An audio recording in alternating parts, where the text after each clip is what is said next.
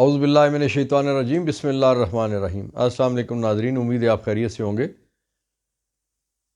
میرے مزاج کا اس میں کوئی قصور نہیں، میرے مزاج کا اس میں کوئی قصور نہیں، تیرے سلوک نے لہجہ بدل دیا میرا۔ ناظرین، آج پاکستان کے ایک نئے متنازع ترین وزیر اعظم شہباز شریف نے حلف اٹھا لیا۔ صدر پاکستان نے صدر ہاؤس میں نواز شریف سے حلف لیا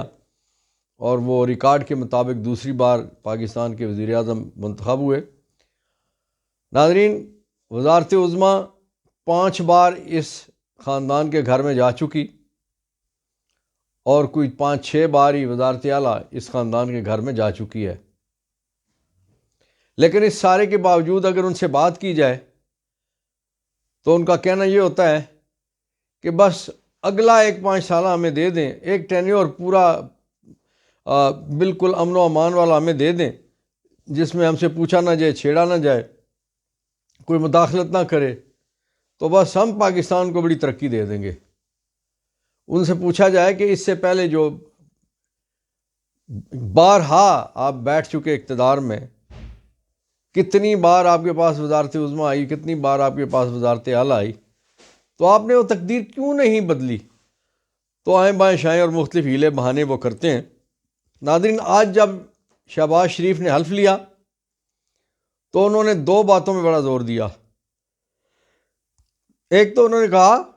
کہ میثاق معیشت بڑا ضروری ہے، اور دوسرا انہوں نے کہا کہ میثاق جمہوریت بھی ہونا چاہیے۔ جس لمحے وہ یہ بات کر رہے تھے کہ میثاق جمہوریت ہونا چاہیے، اس وقت شاید وہ جو پی ٹی آئی کی 23 مخصوص نشستیں، جن میں خواتین کی 20 نشستیں اور 3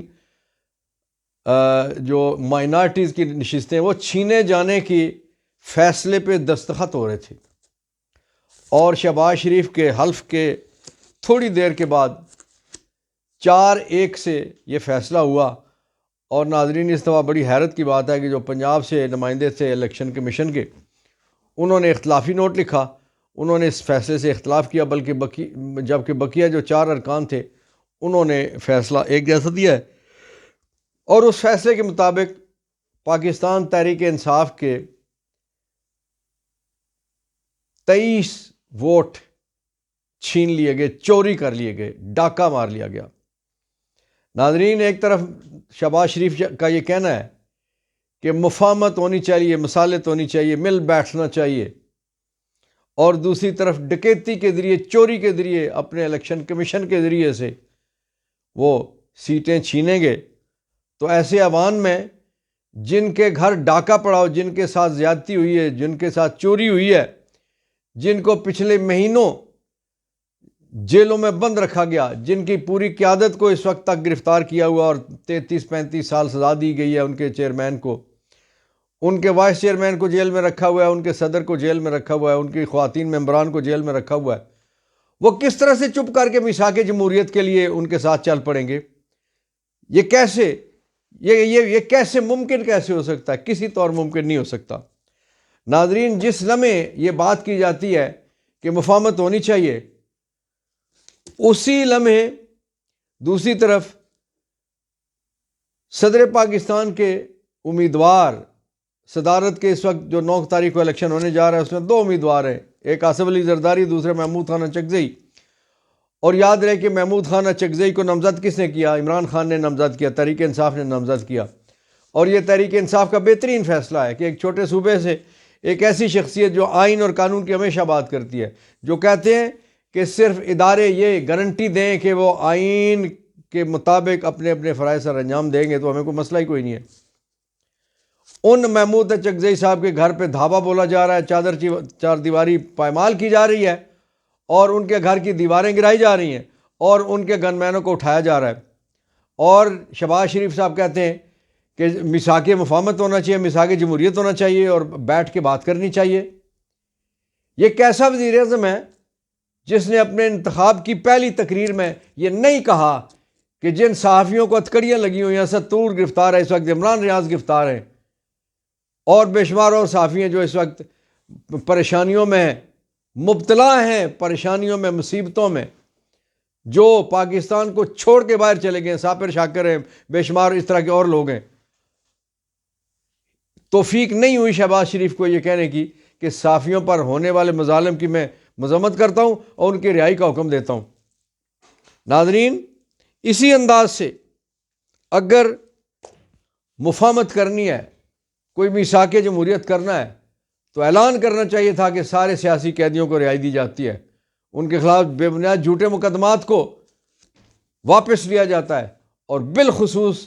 جو خواتین قیدی ہیں، جو خواتین حراست میں ہیں اس وقت، ان کی رہائی بہت ضروری بنتی تھی۔ کم از کم ایک گڈ جسچر کے طور پہ یہ کہہ دیا جاتا، اور اس طرح کا عمل اگر کر دیا جاتا تو پھر کوئی سوچ سکتا تھا کہ کسی بات پہ بیٹھ کے بات کی جائے۔ لیکن وہ آپ کی گردن کاٹیں، وہ آپ کے ہاتھ کاٹیں، وہ آپ کے پاؤں باندھیں، وہ آپ کا راستہ روکیں، وہ آپ کے الیکشن کو خراب کریں، وہ آپ کا جیتا ہوا الیکشن چوری کریں، اور الیکشن سے پہلے وہ آپ کو الیکشن لڑنے کی پوزیشن میں نہ چھوڑیں، آپ کے امیدواروں کو اٹھا لیں، آپ کے تجویز کنندہ تائید کنندہ اٹھا لیں، آپ کے کاغذات نامزدگی پھاڑ دیں، آپ کے گھروں پہ ریڈ کریں، آپ کو کوئی جلسہ نہ کرنے دیں، جلوس نہ نکالنے دیں، آپ کا انتخابی نشان چھین لیں، تو یہ کیسے ممکن ہے کہ پھر جب وہ بندہ کہے، یہ سارا کچھ چھیننے کے بعد، ساری ڈکیتی کرنے کے بعد وہ کہے کہ آئیں مل بیٹھ کے میثاق جمہوریت کرتے ہیں، تو یہ خواب میں تو ہو سکتا ہے، عملی زندگی میں ممکن ایسا نہیں ہو سکتا۔ ناظرین، اسی لمحے جب یہ بات کی جا رہی ہے کہ آئیے میثاق جمہوریت کرتے ہیں، تو عطا اللہ مینگل، جنہوں نے بڑی خوبصورت بات کی، جنہوں نے کہا کہ عمران خان سمیت سارے سیاسی قیدیوں کو چھوڑنا چاہیے، اور انہوں نے کہا کہ جتنے جھوٹے مقدمات ہیں سب کو، اور جو دلچسپ انہوں نے بات کی، دلچسپ کیا، دکھ والی بات ہے، پریشانی والی بات ہے، شرمندہ کرنے والی بات ہے، انہوں نے کہا کہ میں پاکستان کے باقی سیاسی قیدیوں کی بات کرتا ہوں، میں بلوچستان کے اور بلوچوں کی بات نہیں کرتا، وہ سیاسی نہیں، وہ جنگی قیدی ہیں، ہم جنگی قیدی ہیں۔ یہ لمحہ فکریہ ہے، یہ سوچنے کی بات ہے، یہ ایک غور کرنے والی بات ہے، اس پہ تفکر کی ضرورت ہے کہ ایسی بات عطا اللہ مینگل صاحب کو کیوں کہنا پڑی۔ اور جب عطا اللہ مینگل صاحب بات کر رہے تھے تو پی ٹی وی نے ان کی تصویر کٹ کر دیا، ان کی تقریر کی بجائے انہوں نے جنگل اور بیابان اور پھر اشتہار دکھانے شروع کر دیے۔ اور اسی طرح سے جو پاکستان کے صدارتی امیدوار ہیں، ہوتا تو یہ ہے کہ جب صدارتی امیدوار بنتا ہے تو اسے ایک پروٹوکول دے دیا جاتا ہے، اور اس کا تقاضا یہ ہوتا ہے کہ الیکشن تک انہیں اس پروٹوکول میں رکھا جائے اور ایکول فوٹنگ پہ کیمپین کرنے دی جائے۔ لیکن محمود خان اچکزئی کی کیمپین کو سبوتاج کرنے کے لیے، اس کو خراب کرنے کے لیے ایک ایسا کام کیا گیا ہے کہ ان کے گھر پہ چڑھائی کی گئی، گھیراؤ کیا گیا، گھر کی دیواریں گرائی گئیں، اور کہا کیا گیا کہ جی سرکار نے وہاں پہ کوئی ایک پٹواری آپ کو پتہ ہے پاکستان میں کس کی نشانی ہے؟ جی ہاں، نواز شریف کے جماعت کی، کہ ایک پٹواری نے کوئی ایک کاغذ اختیار کر کے رکھا ہوا ہے، اور وہ اس کاغذ کی بنیاد یہ ہے ان کے مقول کہ جناب یہ جو کوئی 2.5 کنال جگہ ہے یا 1.5 کنال جگہ ہے، اس پہ سرکاری جگہ پہ محمود خان اچکزئی صاحب نے قبضہ کیا ہوا ہے۔ اب سوچنے والی بات ہے، عقل والی بات ہے کہ آیا اگر کوئی ایسا قبضہ تھا بھی تو یہ 6 مہینے پہلے، سال میں پہلے کیوں نہیں چھڑایا گیا، اور اس کو 4 ہفتے کے لیے ڈیلے کیوں نہیں کیا گیا؟ ایسی کیا قیامت آ پڑی تھی کہ جس لمحے وہ نامزد ہوتے ہیں صدارتی انتخاب کے لیے اور اس سے اگلے دن آپ یہ چڑھاوا شروع کر دیتے ہیں؟ یہ سارا بدنیتی اور بددیانتی پہ مبنی عمل ہے، جس کو کسی طور پہ بھی پاکستانی قوم برداشت کرنے کے لیے تیار نہیں ہے۔ پھر جب محمود اچکزئی کی تقریر آتی ہے، پھر پاکستان ٹیلی ویژن کٹ کر دیتا ہے۔ سوال یہ بنتا ہے کہ پی ٹی وی کیا زر شریفی ٹی وی ہے؟ وہ اگر تو زر شریفی ٹی وی ہے تو پھر تو ٹھیک ہے، لیکن اگر آل شریف اور زرداریوں کی ملکیت یہ نہیں ہے، یہ پاکستانی قوم کا ٹیلی ویژن ہے، تو پھر پروٹوکول کے لحاظ سے، انصاف کے لحاظ سے جتنا ٹائم قائد حزب اختلاف کا بنتا ہے، حزب اقتدار کا بنتا ہے، اتنا حزب اختلاف کا بھی ٹائم بنتا ہے۔ لیکن یہ کیا، جب عمر خان تقریر کے لیے آتے ہیں ان کی تقریر کاٹ دی جاتی ہے، کٹ لگا دیا جاتا ہے، پی ٹی وی اشتہار دکھانا شروع کر دیتا ہے۔ جب گور خان کی تقریر آتی ہے، بیرسٹر گور کی، تو اس وقت بھی یہی ہوتا ہے۔ اور پھر جب پی ٹی آئی کے لوگ اسمبلی میں آتے ہیں، آج جو کچھ ہوا کہ شیر افضل مروت اور باقی لوگ وہ جب انٹر ہونے لگے تو پولیس نے ان کو راستے میں روک لیا، اسمبلی سے باہر انہیں روک لیا گیا۔ یہ کیا عمل آپ کر رہے ہیں؟ یہ کس قسم کے اقدامات کرنے کے بعد آپ دعوت دیتے ہیں کہ آئیں میثاق جمہوریت کریں، آئیں بیٹھ کے بات کریں؟ بیٹھ کے بات کرنے کے لیے یہ جو مفاہمت کا جھوٹا راگ آپ الاپ رہے، آپ کو نیک نیتی سے اپنا عمل دکھانا ہوگا، اگرچہ آپ کو کوئی تسلیم کرنے کے لیے تیار نہیں ہے، لیکن اپنے اس جھوٹے پن کو منوانے کے لیے اس میں لوگ کم شور کریں یا شور نہ کریں، تو آپ کو ایک اچھے جیسچر کی ضرورت ہے جو آپ سے توقع نہیں ہے کسی طور پہ بھی۔ ناظرین، بلاول بھٹو بھی آج حوصلہ کھو بیٹھے۔ نظر آیا کہ جو آصف علی زرداری نے کہا تھا کہ ابھی بچہ ہے، عقل کا کچا ہے، اسے ابھی بہت کچھ سیکھنا ہے، اس کی بات قابل بھروسہ اور قابل اعتبار نہیں ہے۔ آج یہی کچھ ہوا، اچھی بھلی تقریر کرتے کرتے ایک ایسا جملہ بیچ میں بول گئے کہ جس کی وجہ سے سارے ایوان کا ماحول خراب ہو گیا، اور اس کے بعد پھر تو لانت لانتی ہوتی رہی، پھر گو زرداری گو کے نعرے لگے، اور پھر وہ اس کے بعد پھر پوری کوشش کے باوجود بھی بلاول نے بڑی چاپلوسی کرنے کی کوشش کی ممبران کی، لیکن پھر کدھر ایک ماحول جب بن جاتا ہے تو پھر بن جاتا ہے، پھر لوگوں نے نہ تقریر کرنے دی اور نہ پھر تو خوش اسلوبی سے اپنی تقریر مکمل کر سکے۔ کاش کہ ان میں بی بی کی کوئی جھلک نظر آتی، کاش کہ بھٹو کا جو ان کے نانا ہے ان کا کوئی اثر ہوتا، لیکن ایسا کسی طور پہ بھی نہیں تھا۔ بلاول کا یہ کام بنتا تھا کہ بلاول کھلے دل سے یہ اعلان کرتا کہ جناب وزیر اعظم، آپ ہمارے ہم سب کے وزیر اعظم ہیں، پاکستان کے وزیر اعظم بن چکے، آپ سیاسی قیدی رہا کریں، آپ صحافیوں کو رہا کریں، آپ عمران ریاض کو رہا کریں، آپ اسد طور کو ریاض کریں، اور آپ پاکستان کی بہنوں بیٹیوں کو جو مہینوں سے پابند سلاسل ہیں 9 مئی کے بعد، جن کو سال ہونے والے ان کی گرفتاریوں کو، ان کو آپ رہا کریں۔ لیکن بلاول یہ حوصلہ نہیں کر پایا۔ اس کی وجہ یہ ہے کہ اس کو اپنے والد کا الیکشن عزیز ہے، اور اس کا والد کا الیکشن اس وقت متنازع بن چکا ہے۔ یہ الفاظ کس کے ہیں؟ یہ بلاول کے اپنے الفاظ ہیں۔ بلاول نے کہا ہے کہ جو کچھ محمود اچکزئی صاحب کے گھر پہ جو کچھ ہوا، اس سے اس الیکشن کو، صدارتی الیکشن کو متنازع بنانے کی کوشش کی گئی ہے۔ اب یہ بلاول کو بتانا چاہیے کہ یہ کون سا ادارہ ہے، کون سی شخصیت ہے، کون سے وہ لوگ ہیں، کون سی وہ سیاسی جماعت ہے، یا کون سا وہ پاکستان کا ایسا ادارہ ہے، کون سی ایسی ایجنسی ہے کہ جو اس الیکشن کو متنازع بنانے کے درپے ہے۔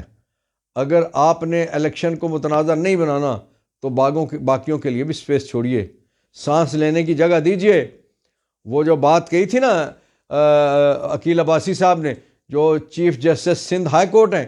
انہوں نے کہا تھا یہ پریشر کوکر کی جو سیٹی بج رہی ہے نا، اس سیٹی کو بجتے رہنا چاہیے، ورنہ پریشر بند کریں گے تو دھماکہ ہوگا، پریشر کوکر پھٹے گا۔ پریشر کوکر سے مراد ہے، انہوں نے ریاست کی بات کی ہے، انہوں نے پاکستان کی بات کی ہے، انہوں نے اس مملکت خداداد کی بات کی ہے۔ 1971 میں کیا ہوا تھا؟ آپ نے ول آف پیپل نہیں مانی، لوگوں کا فیصلہ نہیں مانا۔ جمہور نے جن لوگوں کو ووٹ دیے تھے، 160 سیٹیں جن کی تھی، آپ نے ان کو اقتدار نہیں دینے دیا۔ آپ نے ڈنڈے کے زور پہ جس کے پاس کم سیٹیں تھیں اس کو اقتدار دینے کی کوشش کی، اور اس کا نتیجہ کیا نکلا؟ اس کا نتیجہ یہ نکلا کہ پاکستان 2 لخت ہو گیا۔ آج اللہ نہ کرے کہ ایسی صورتحال پیدا ہو۔